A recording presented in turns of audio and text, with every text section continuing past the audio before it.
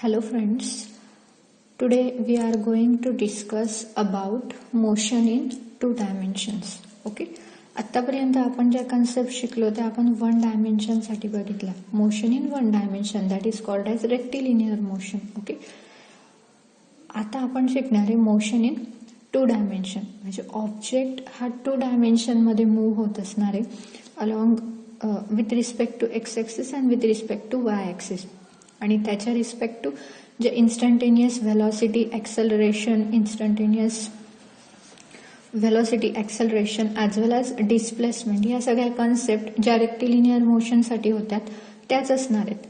फक्त इथे आपण डिस्कस करणार आहे अबाउट टू डायमेन्शन, म्हणजे जी आपली व्हेलॉसिटी येईल किंवा जी डिस्प्लेसमेंट येईल त्याला दोन कंपोनंट असतील, एक with respect to x component and एक with respect to Y axis. म्हणजे सपोज जर व्हेलॉसिटी कन्सिडर केली तर व्हेलॉसिटीचे दोन कंपोनंट येतील, v x and v Y.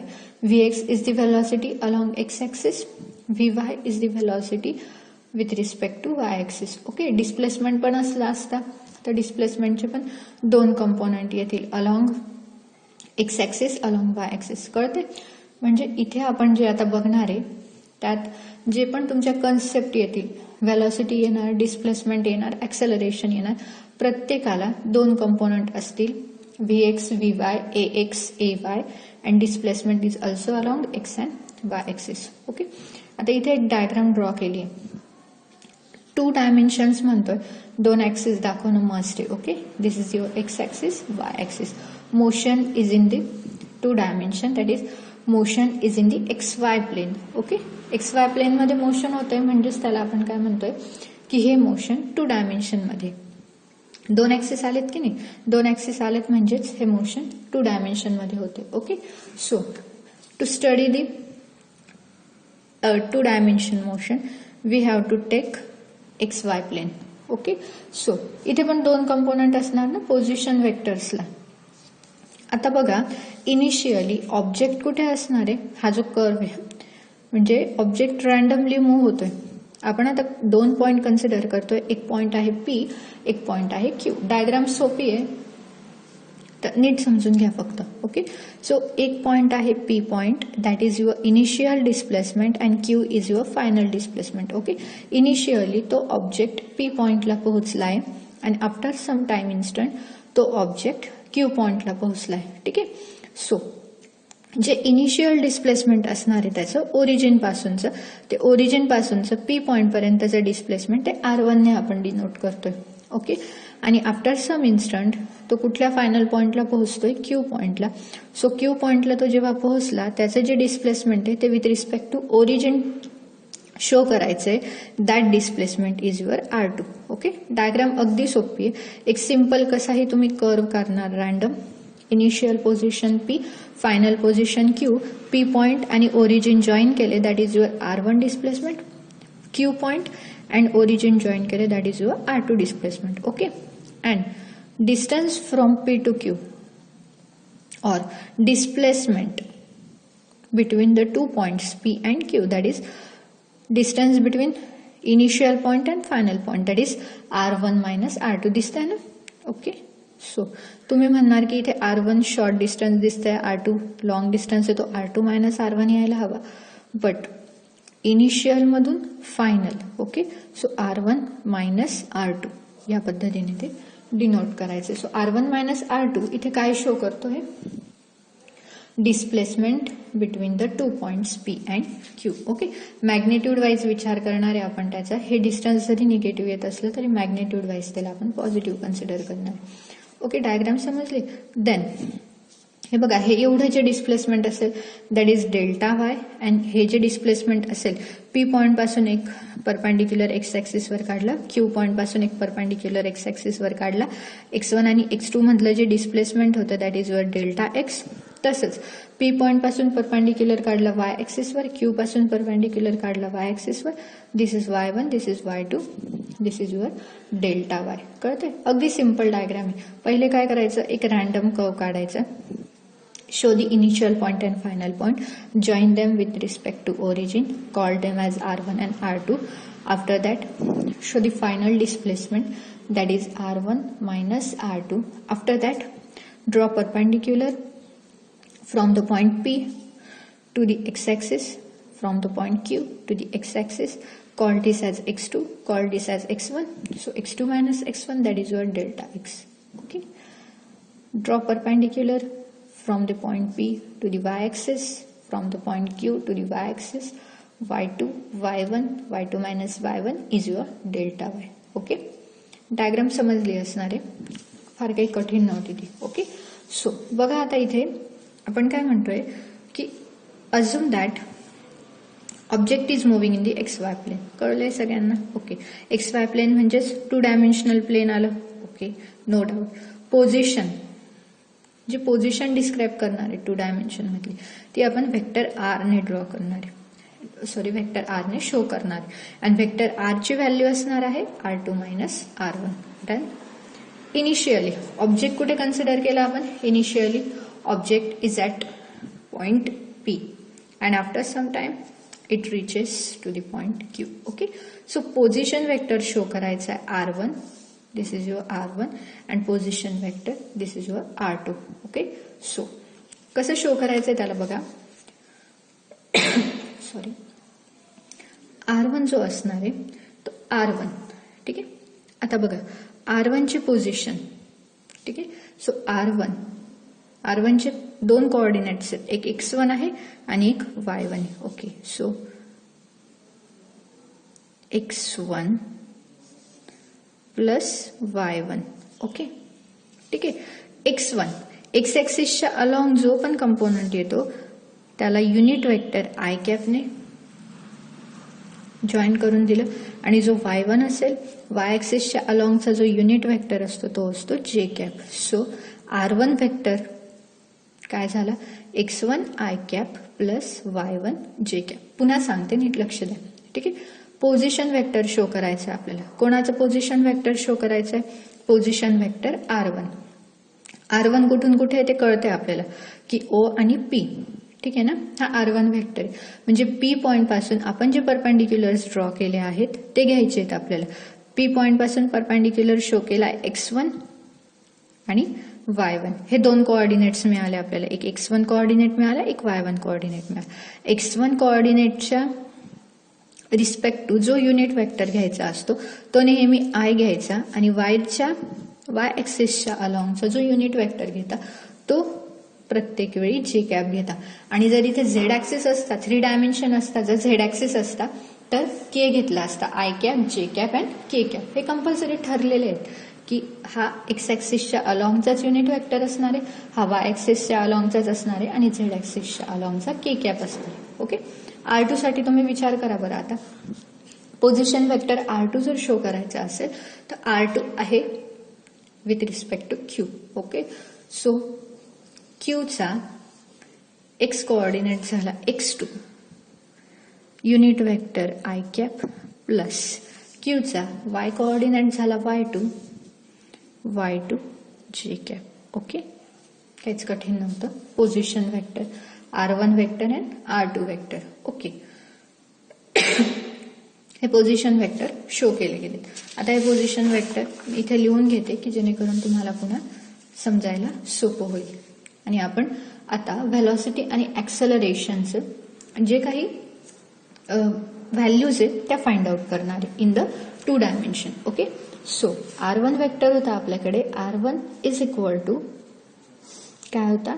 x1 I cap plus y1 जे cap. Okay. Correct. r2 vector होता आपल्याकडे. This is called as position vector. r is your position vector. So r1 is our first position vector and this is our second position vector. This is with respect to P point, this is with respect to Q point. Understood? So r2, that is x2 I cap plus y2 j cap. Correct? Yes. So final displacement किंवा change in displacement काढायचं असेल. Okay. So change in displacement delta R. Yes. that is represented by R2 minus R1. Okay, so R2 ची value put करूया, R1 ची value put करूया. So delta R should be R2 value is x2 I cap plus y2 j cap minus R1 ची value काय आली, x1 I cap plus y1 j cap. Yes, कळतंय? R2 ची value टाकली, R1 ची value टाकली, काही कठीण नव्हतं. ओके, आता बघा ही झाली तुमची पोझिशन वेक्टर. ओके, एकदाची का तुम्हाला डिस्प्लेसमेंट मिळाली. डिस्प्लेसमेंट अपॉन टाइम म्हणजे व्हेलॉसिटी असतं आणि व्हेलॉसिटी अपॉन टाइम म्हणजे ऍक्सेलरेशन असतं. So simple. सो डिस्प्लेसमेंट मिळून गेली आपल्याला. तर आता आपण व्हेलॉसिटीचा फॉर्म्युला लिहू शकतो, पण इथे मी आता ऍव्हरेज व्हेलॉसिटी म्हणते. नीट लक्ष द्या. Average velocity is given bye. Okay, so average velocity is given bye, velocity is given by vector v and average can be shown by av. So हे काय झाले, तुमची ऍव्हरेज व्हेलॉसिटी झाली. सो ऍव्हरेज व्हेलॉसिटी जी पण असेल, आता व्हेलॉसिटीची मी तुम्हाला म्हटली मोशन कोणत्या डायमेन्शन मध्ये होते, 2 डायमेन्शन मध्ये होते. सो जसे इथे एक्स आणि वाय हे पोझिशन व्हेक्टरला 2 कंपोनंट्स आलेत, तसेच व्हेलॉसिटीचे पण 2 कंपोनंट असतील. एक कंपोनंट अलॉंग एक्स ऍक्सिस, एक component along y axis. Okay, so v average is, याला पण 2 कंपोनंट्स असतील. एक व्ही ऍव्हरेज असेल जो की अलॉंग एक्स ऍक्सिस असेल, प्लस एक व्ही ऍव्हरेज असेल जो की अलॉंग वाय ऍक्सिस असेल. आणि एक्स आणि वाय या दोघी व्हेलॉसिटीजची ऍडिशन म्हणजे तुम्हाला ऍव्हरेज व्हेलॉसिटी मिळेल. ठीक आहे. सो मी तुम्हाला काय म्हटली, एक्स ऍक्सिसच्या अलॉंग असेल युनिट वेक्टर आय कॅप द्यायचं, वाय ऍक्सिसच्या अलॉंग असेल युनिट वेक्टर जे कॅप द्यायचं. हे कशासाठी करतो आपण, because this is our vector quantity. So vector क्वांटिटीला शो करायचं असेल तर तिथे युनिट व्हेक्टर शो करणं मस्ट आहे. Okay, so average velocity along x axis plus average velocity along y axis. ठीक आहे. आता ऍव्हरेज व्हेलॉसिटी अलॉंग एक्स ऍक्सिसचा फॉर्म्युला काय येईल बघा. जनरली व्हेलॉसिटीचा फॉर्म्युला काय असतो, velocity is nothing but distance upon time. है ना, हे तुमच्या माहितीसाठी मी इथे लिहून देते. हे आपण इनिशियल आपले जे स्टार्टिंगचे लेक्चर्स होते त्यात हे सगळे शिकून झाले की velocity is nothing but distance or displacement upon time. सेमच आहे. डिस्टन्सपेक्षा डिस्प्लेसमेंट म्हणणं जास्ती बेटर आहे. ओके, सो पहिले मला आता average velocity for x axis काढून घ्यायची. So v average along x axis. ठीक आहे. So v average along x axis. X ऍक्सिसचे किती कंपोनंट्स होते आपल्याकडे, 2. एक x2 होता आणि एक x1 होता, बरोबर. सो डिस्टन्स किती आलं, x2 मायनस x1 आणि त्याच्या रिस्पेक्ट टू टाइम काय आला, t2 मायनस t1. जेव्हा तो ह्या पॉइंटला पोहोचतोय x2 ला आहे, म्हणजे जेव्हा तो q ला आहे तेव्हाचा टाइम कन्सिडर करा की t2 आहे. इनिशियली जेव्हा तो p ला होता तेव्हा त्याचा पोझिशन वेक्टर जो पण आपण एक्स ऍक्सिसच्या अलॉंग दाखवतोय तो x1 आहे, क्यूच्या रिस्पेक्ट टू x2 आहे. इथला टाइम आहे t1, इथला टाइम आहे t2. सो जसं आपण इथे r2 मायनस r1 और r1 मायनस r2 ने शो करतोय तसा टाइम इंटरव्हलचा जो डिफरन्स असेल तो पण कसा देणार आपण, t2 मायनस t1 ने देणार. ठीक आहे. म्हणून इथे velocity is nothing but distance upon time. डिस्टन्सचे हे 2 component x2 minus x1 upon t2 minus t1. तसंच आपण V average along y axis पण डिनोट करू शकतो ना. So v average along y axis काय येणार, जसे आता एक्सचे कंपोनंट घेतले ना तसे वायचे कंपोनंट घ्यावे लागतील. वायचे कंपोनंट काय येतील, y2 minus y1 upon t2 minus t1. समजते. So v average along x axis is given bye x2 minus x1 upon t2 minus t1 and V average along y axis that is y2 minus y1 upon t2 minus t1. काही कठीण होतं नाही. हे components मिळून गेले आपल्याला. So आता average व्हेलॉसिटीचं magnitude जे पण द्यायचं असेल त्या ऍव्हरेज व्हेलॉसिटीचं मॅग्नेट्यूड नेहमी कसं देता बघा, V average is nothing but, कुठल्याही गोष्टीचा जो ऍव्हरेज काढायचा असतो त्याचा नेहमी एक कॉन्स्टंट फॉर्म्युला असतो. स्क्वेअर रूट मध्ये त्याचे जे कंपोनंट्स असतात त्याचा काय करायचा, स्क्वेअर घ्यायचा. स्क्वेअर अँड स्क्वेअर रूट हा फॉर्म्युला ठरलेला आहे. ओके, सो व्ही ॲव्हरेजचे दोन कंपोनंट्स होते आपल्याकडे. एक कोणता कंपोनंट होता, v average along x axis त्याचा स्क्वेअर, प्लस एक कंपोनंट कोणता होता, v average along y axis त्याचा square. So take the square of both the components and finally take the square root, that gets value v average. ठीक आहे, कळलं हे पण. आता टॅन ऑफ थिटा, स्लोप काढतो ना आपण, slope is nothing but tan. So slope कसा काढतो आपण, वाय बाय एक्स. याच्या लास्ट लेक्चरमध्ये आपण बघितलंय, slope is given by y upon x.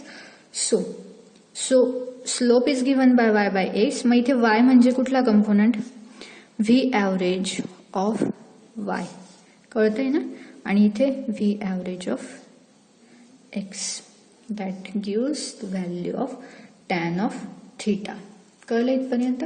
एकदा रिपीट करते बघा, है ना. पोझिशन वेक्टर शो केले होते आपण. Position vector x1 i cap plus y1 j cap. x1 i cap कसा आला समजलंय, r1.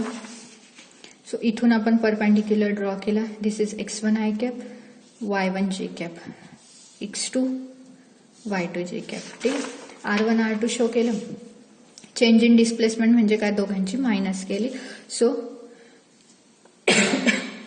फायनल डिस्प्लेसमेंट मिळालं delta R is equal to r2 minus r1, that is r2 आणि r1 फक्त व्हॅल्यू पुट केल्या, दोघांची मायनस केली. ठीक आहे, r2 minus r1. Change in displacement मिळालं. व्हेलॉसिटीचा formula v average is equal to, आता डिस्प्लेसमेंट मिळालं. ॲव्हरेज व्हेलॉसिटी काढायची असेल तर आपण इथे मोशन बघतोय 2 डायमेन्शनचं, मग ॲव्हरेज व्हेलॉसिटी पण जी काढायची असेल ती 2 डायमेन्शन्सची ॲव्हरेज व्हेलॉसिटी निघेल. म्हणजे व्हेलॉसिटीला 2 कंपोनंट येतील, एक्स कंपोनंट आणि वाय कंपोनंट. एक्स कंपोनंट जो असेल त्याला व्ही ॲव्हरेज ऑफ एक्स, एक्सच्या अलॉंग आहे म्हणून unit vector i cap, v average of y म्हणून j cap. Okay, then after that average velocity along x axis जर काढायची असेल तर एक्सचे कंपोनंट जे 2 आहेत, x2 minus x1 upon distance upon time. Time किती तुमचा t2 मायनस t1. क्यूला पोहोचतोय तेव्हाचा टाइम आहे t2, पीला आहे तेव्हाचा टाइम आहे t1. So change in time interval that is t2 minus t1 हे घेतलं. तसाच ॲव्हरेज व्हेलॉसिटीचा जो कंपोनंट आहे वाय ॲक्सिसच्या अलॉंगचा जर काढायचा असेल तर तिथे पण सेम फॉर्म्युला यूज करणार, डिस्टन्स अपॉन टाइम. पण आता डिस्टन्स अलॉंग वाय ॲक्सिसचे डिस्टन्सचे पण 2 कंपोनंट्स मिळालेत, y2 minus y1. Time interval तोच राहणार आहे t2 मायनस t1. ठीक आहे, ॲव्हरेज व्हेलॉसिटीचं मॅग्नेट्यूड काढायचं असेल, हे कंपोनंट झाले. ॲव्हरेज व्हेलॉसिटीचा मॅग्नेट्यूडचा हा फॉर्म्युला असणार आहे, average velocity of x square plus average velocity of y square and take the square root of that. And tan theta is nothing but y by x, that is v average of y upon v average of x. Done. Okay, आता हे सगळं झाले average velocity. इकडे बाजूला मी लिहिते instantaneous velocity, की जेणेकरून parallelly तुम्हाला समजायला सोपं होईल. ओके, सो इन्स्टंटेनियस व्हेलॉसिटीला आपण फक्त काय करतो, हा जो कंपोनंट असतो याला फक्त आपण लिमिट पुट करतो आणि dr बाय dt ने शो करतो. ठीक आहे, so similarly instantaneous velocity parallelly लिहिते की जेणेकरून तुम्हाला कळलं पाहिजे. Instantaneous velocity is given by, yes, instantaneous velocity is given by. ठीक आहे, so instantaneous velocity v instantaneous, okay, vector formula काय असतो त्याचा, limit delta t tends to 0. Instantaneous व्हेलॉसिटीची कन्सेप्ट ही आपण शिकलोय स्टार्टिंगच्या लेक्चर्समध्ये. So velocity is nothing but distance upon time, but instantaneous असलं तर डिस्प्लेसमेंट येतो, distance r upon time t. तर इथे आर न घेता आपण स्मॉल डिस्टन्स घेतो dr, स्मॉल टाइम इंटरव्हल करतो, कन्सिडर करतो dt. Okay, so dr upon dt. आरचे 2 कंपोनंट आहेत, along x axis and along y axis. ते इथे शो करून देऊ.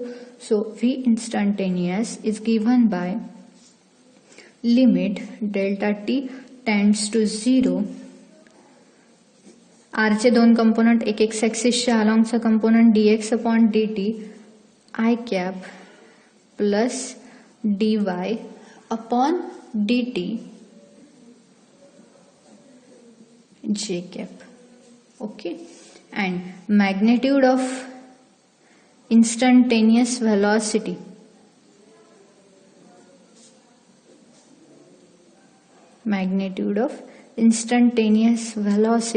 मॅग्नेट्यूडचा फॉर्म्युला सेम, फक्त मी इथे व्ही ॲव्हरेजच्या ऐवजी आता काय लिहिते, व्ही इन्स्टंटेनियस लिहिते. So v instantaneous should be जो कंपोनंट आहे त्याचा square, take the square root. Yes, done. So पहिला कंपोनंट काय होता आपला, dx upon dt square. dx है should be I cap. dy upon dt square j cap. कळते? हे झालं तुमचं magnitude of instantaneous velocity. Tan theta जसं आपण इथे y बाय एक्स लिहिला, तर फक्त इथे आता काय लिहावं लागेल, dy बाय dx, because this is our instantaneous velocity. So instantaneous साठी फक्त जी टोटल व्हॅल्यू असते तिचा स्मॉल इंटरव्हल कन्सिडर करतो, म्हणून dd ने त्याला रिप्लेस करायचं. सो dy बाय dx है ना. सो dy बाय dx, आता इथे आपल्याकडे हा dy अपॉन dx, ठीक आहे, मिळालंय आपल्याला. हे झालं तुमचं टॅन थिटा. म्हणजेच व्ही इन्स्टंटेनियस अलॉंग, त्याला असं लिहू शकतो आपण, V instantaneous along y axis upon V instantaneous along x axis. ठीक आहे, हे झालं इन्स्टंटेनियस व्हेलॉसिटी, ऍव्हरेज व्हेलॉसिटी बद्दल. आता आपल्याला काय फाइंड आउट करायचंय, ऍव्हरेज ऍक्सेलरेशन. व्हेलॉसिटीचं कंपोनंट मिळालंय, व्हेलॉसिटीची व्हॅल्यू मिळाली आहे, ऍक्सेलरेशन फाइंड आउट करणं अगदी सोपं आहे. ठीक आहे, आपण व्हेलॉसिटीचे जे आपल्याकडे व्हॅल्यूज आहे त्या डोळ्यासमोर ठेवूया फक्त. ठीक आहे, ऍक्सेलरेशन काय मिळतं बघूया. चला, so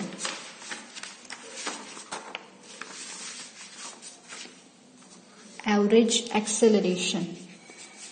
Our next topic is average and instantaneous acceleration. So, average and instantaneous acceleration,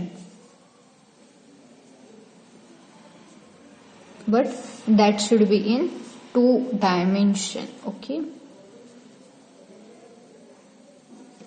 2 dimensions म्हणजे in x along x axis and along y axis. Okay, so important concept है, नीट लक्ष द्या, super. Yes, so एक्सेलरेशनचा फॉर्म्युला काय असतो, velocity upon time. Basic, जेणेकरून concept समजायला सोपं जाईल. Okay, acceleration is given by A is equal to velocity upon time. हे जनरली सगळ्यांना माहित झालंय आता. Okay, acceleration is nothing but velocity upon time. Okay, so आता व्हेलॉसिटी घ्यायची आपल्याला. व्हेलॉसिटीचे 2 कंपोनंट, एक एक्स ऍक्सिसच्या अलॉंगचा कंपोनंट, एक वाय ऍक्सिसच्या अलॉंगचा कंपोनंट. एक्स ऍक्सिसच्या अलॉंगचे जे कंपोनंट असतील ते कसे शो करायचे, आता बघा. हे एक्सेलरेशनचा फॉर्म्युला झाला. आता आपल्याला टोटल एक्सेलरेशन फाइंड आउट करायचं, आपल्याला ऍव्हरेज एक्सेलरेशन फाइंड आउट करायचं. सो आता मी डिनोट करेल average acceleration.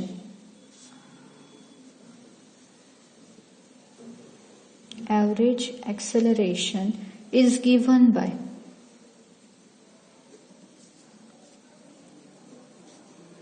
A average is equal to, okay, ऍक्सेलरेशनचे पण 2 कंपोनंट असतील ना, एक एक्स ऍक्सिसच्या अलॉंगचा कंपोनंट, एक वाय ऍक्सिसच्या अलॉंगचा कंपोनंट. आणि acceleration is nothing but velocity upon time. Velocity v2, जसं आपण इकडे डिस्टन्सचं केलं ना, बघा इकडे डिस्टन्सचं आपण जसं केलं ना, r2 मायनस r1, ते डिस्प्लेसमेंट मिळालं आणि ते डिस्प्लेसमेंट घेऊन व्हेलॉसिटी कॅल्क्युलेट केली. सेम आता काय करूया आपण, ऍक्सेलरेशन कॅल्क्युलेट करण्यासाठी acceleration is equal to average acceleration is equal to v2 minus v1. v2 कुठली व्हेलॉसिटी असेल, at the point q. v1 कुठली व्हेलॉसिटी असणार आहे, at the point p.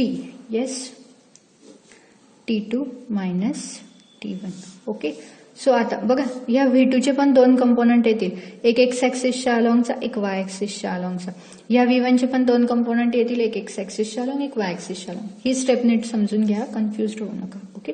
So V2 minus V1. मग मी पहिले काय करेल, V2 along x axis, okay, minus V1 तो पण कुठल्या ऍक्सिसच्या अलॉंग असणार आहे, एक्स ऍक्सिसच्या along, upon T2 minus T1. याला तर काय एक्स वायचा फरक पडत नाही, एक्स एक्स आहे म्हणून इथे unit vector i cap. Okay.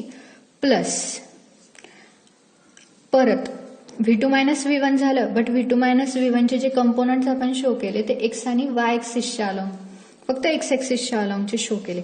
आता वाय ऍक्सिसच्या अलॉंगचं पण शो करायचे.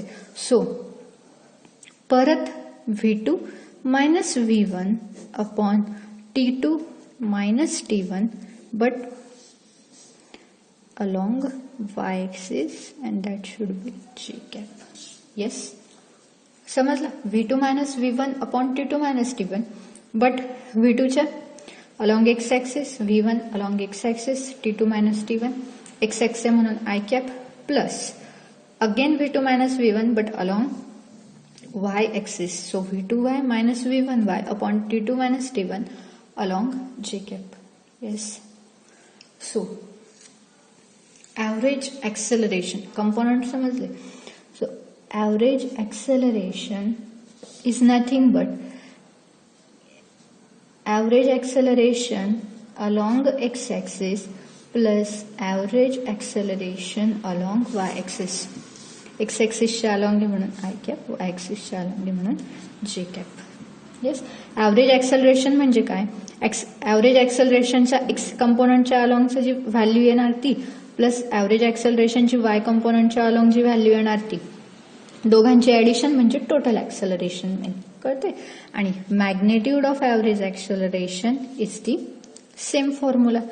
Magnitude of a average is given by, काय फॉर्म्युला असणार आहे, square root and square.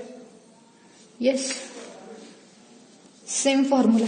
But आता कसला स्क्वेअर आणि स्क्वेअर रूट घ्यायचं इथे.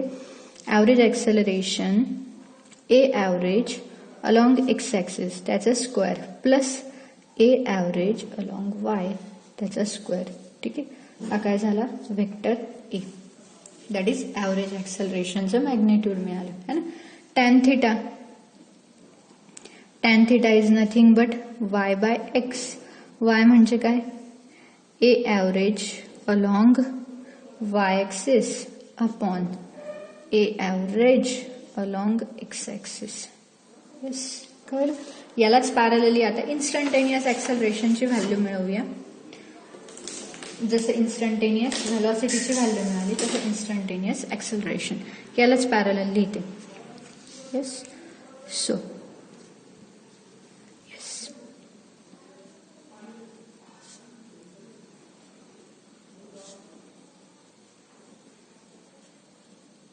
instantaneous acceleration is given by, hopefully confusion होत नसावं तुमचं, त्यासाठी खूप स्लोली चालली आहे. Okay. So instantaneous acceleration is given by, yes, acceleration limit put करूया. इन्स्टंटेनियस आहे म्हणून a instantaneous is equal to limit delta t tends to 0. Yes. Formula काय, velocity upon time is the acceleration. पण इथे काय घ्यावं लागेल आता, velocity upon time that is replaced by d v by d t है ना. व्हेलॉसिटीचे दोन कंपोनंट आहेत, d v by d t along x axis, therefore i cap, plus d v upon d t along y axis, j cap. थोडी प्रॅक्टिस केली की बरोबर जमणार, फार काही कठीण नाहीये, फक्त थोडी प्रॅक्टिस करणार. Okay. So dvx upon dt along I cap plus dvy upon dt along जे कॅप. कळलं. बिकॉज व्हेलॉसिटीचे दोन कंपोनंट आहेत ना, एक्स ऍक्सिसच्या अलॉंग आणि वाय ऍक्सिसच्या अलॉंग. ओके. सो हे झालं ऍक्सेलरेशन. बरं, आता इथे एक आपण असं करू शकतो की व्हेलॉसिटीची व्हॅल्यू पुट करू शकतो है ना. ह्या d/dt ला मी बाहेर काढून घेते. तर बघा d/dt ला जर बाहेर काढून घेतलं तर व्हेलॉसिटीची व्हॅल्यू पुट करूया आपण. व्हेलॉसिटी म्हणजे काय असतं, डिस्टन्स अपॉन टाइम. डिस्टन्स म्हणजे काय असतो तुमचा dx अपॉन dt है ना. अलॉंग एक्स ऍक्सिसची व्हेलॉसिटी काय असणार dx upon dt i cap plus d/dt ला पण बाहेर काढून घेऊया. इथे vy म्हणजे काय dy अपॉन dt इंटू जे कॅप है ना. सो हा d आणि हा d काय होऊन जाईल इथे आता d²x upon dt² into i cap yes plus d²y upon dt² into जे कॅप. हे झाले तुमची इन्स्टंटेनियस ऍक्सेलरेशन. काहीच नाही केलं आपण. बघा इन्स्टंटेनियस ऍक्सेलरेशनचा फॉर्म्युला काय व्हेलॉसिटी अपॉन टाइम है ना. सो बेसिक ऍक्सेलरेशनचा फॉर्म्युला काय व्हेलॉसिटी अपॉन टाइम. इन्स्टंटेनियस म्हणून लिमिट पुट केलं आणि v/t ला dv/dt ने रिप्लेस केलं. व्हेलॉसिटीचे कंपोनंट काय along x axis along y axis. So dvx upon dt x आहे म्हणून I cap plus dvy upon dt along जे कॅप है ना. नंतर d/dt ला बाहेर काढलं. vx ची व्हॅल्यू काय dx अपॉन dt. इथे पण d/dt ला बाहेर काढलं. vy ची व्हॅल्यू काय व्हेलॉसिटी अलॉंग वाय ऍक्सिस. व्हेलॉसिटीचा फॉर्म्युला काय डिस्टन्स अपॉन टाइम. मग एक वाय ऍक्सिसच्या अलॉंगचं डिस्प्लेसमेंट किती त्याचं dy अपॉन dt. एक्स ऍक्सिसच्या अलॉंगचं डिस्प्लेसमेंट किती आहे dx अपॉन dt. d/dt तर बाहेरच गेला. व्हेलॉसिटीची व्हॅल्यू फक्त पुट केली dx अपॉन dt. इथे पण vy व्हेलॉसिटीची व्हॅल्यू पुट केली dy अपॉन dt. हा dt बाहेर आला. So dt into this d into d²t upon dt² into I cap plus d²y upon dt² into जे कॅप. ओके सो हे झालं तुमचं instantaneous acceleration. Done. Magnitude of instantaneous acceleration, only take the square and square root of this d²x upon dt², take the square plus d²y upon dt². Okay, take the square and square root, that is the instantaneous acceleration. So magnitude of, this is the magnitude of instantaneous acceleration. Tan theta y by x है ना. y by x तर इथे काय येईल फक्त d vy upon d vx.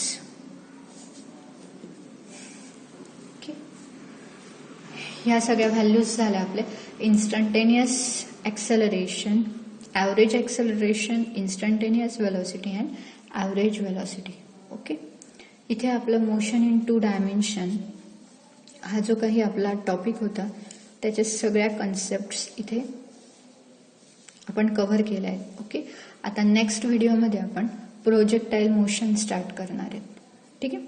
So 2 dimension मोशनमध्ये ज्याही concept होत्या ह्या ज्या व्हॅल्यूज लागणार होत्या न्यूमेरिकलसाठी त्या आपण काढल्या आहेत. ओके, सो आता फक्त एक इक्वेशन्स, जे बेसिक इक्वेशन्स तुम्ही 10th मध्येही शिकलेले असतात, तर ते इक्वेशन्स जे मोशन रिप्रेझेंट करण्यासाठी जे 3 इक्वेशन्स असतात बघा, जे बेसिक इक्वेशन्स तुम्ही बघितले v is equal to u plus at, then s is equal to ut plus half at². तेच इक्वेशन्स ऑफ मोशन ते कसे डिनोट करायचे बघा जर 2 डायमेन्शन मध्ये असेल. पहिलं इक्वेशन काय तुमचं v is equal to u plus at, हे फर्स्ट इक्वेशन ऑफ मोशन आहे ना. जर एक्स ऍक्सिसच्या अलॉंग मोशन होत असणार तर याला काय लिहिणार तुम्ही vx is equal to ux plus ax into t, आणि जर y ऍक्सिसच्या अलॉंग मोशन होत असेल then uy plus ay into t. हे चेंजेस करता येतील. ओके, देन सेकंड इक्वेशन काय असतं, हे फर्स्ट इक्वेशन झालं है ना. सेकंड इक्वेशन काय असतं, s is equal to ut plus half at². Okay, हे सेकंड इक्वेशन असतं आपलं. सो आता एक्स ऍक्सिस आणि वाय ऍक्सिसच्या अलॉंग शो करायचं असेल, एक्स ऍक्सिसच्या अलॉंग एस म्हणजे डिस्प्लेसमेंट असतं.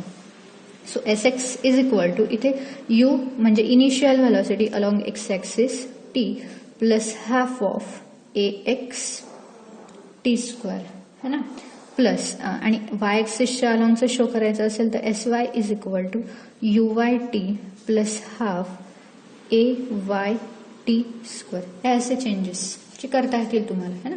आणि थर्ड इक्वेशन हे v is equal to u plus a t, s is equal to u t plus half a t square. आणि थर्ड इक्वेशन असतं v square is equal to u square plus 2as. ठीक आहे. So यातही तुम्ही changes करून equation बनवू शकता. Okay.